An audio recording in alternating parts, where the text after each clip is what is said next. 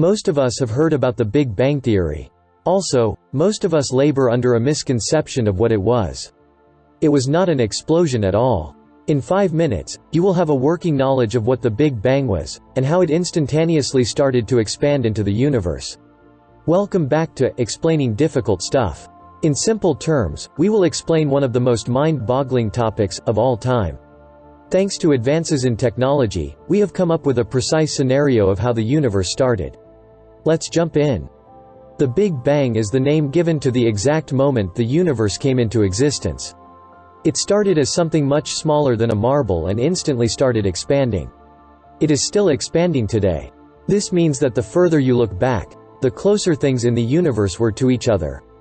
Today most scientists and astronomers hold the Big Bang Theory as an accurate depiction of how the universe came into existence, and how it has stretched into what we know today.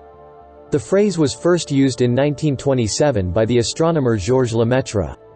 He used it as part of his explanation of the origin of the universe. He suggested that the observable universe must have started as a single, tiny, point in space, that inexplicably started to release light and matter. What happened immediately before that moment remains unanswered, and is routinely discussed in religious and scientific circles. Today, it is widely accepted that this birth of our universe happened 13.8 billion years ago. The question is, how is that age determined? I will now try to explain it, in simple terms. Wish me luck.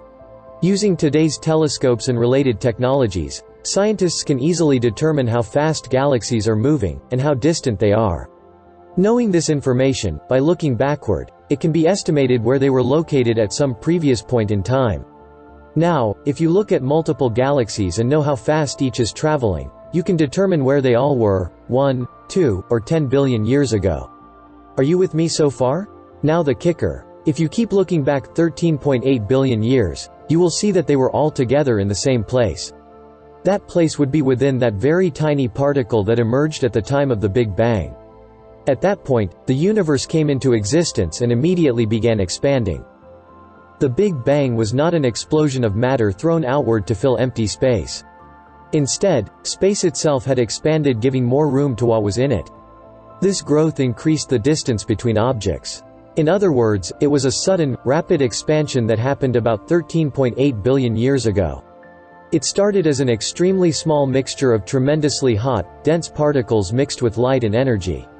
In the initial moment of the Big Bang, the universe expanded faster and faster, getting bigger and bigger.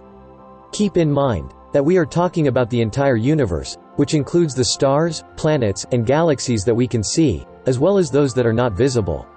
After its initial expansion, the universe cooled sufficiently to allow the formation of subatomic particles and later atoms. At the risk of oversimplifying it, similar particles were drawn to each other to form atoms. Then similar atoms attached themselves to each other to form even larger atoms, and on and on. Then over vast amounts of time, this progression gave birth to the planets, stars, and galaxies. This state is hard to imagine, but it is important to understand that all the matter in the universe was packed together in a very small space. Then, in an event that lasted less than a second, the matter expanded and started to cool. The Big Bang states that, on the whole, the universe is isotropic, meaning it appears the same in all directions. In other words, there is no one place that is better than another to view the universe.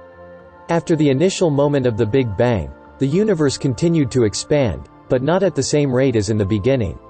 As the universe expanded and grew larger, the matter became less dense, so the expansion of space slowed down. This means that the universe is getting bigger but at a slower rate. The Big Bang Theory does not explain what happened before the initial moment, only what happened after. Although there are different, very complicated theories of how it started, scientists are not sure. I said we would be done in about 5 minutes, and we did it. If you found the Big Bang Theory in easy terms helpful, please hit the like button, and subscribe to Explaining Difficult Stuff.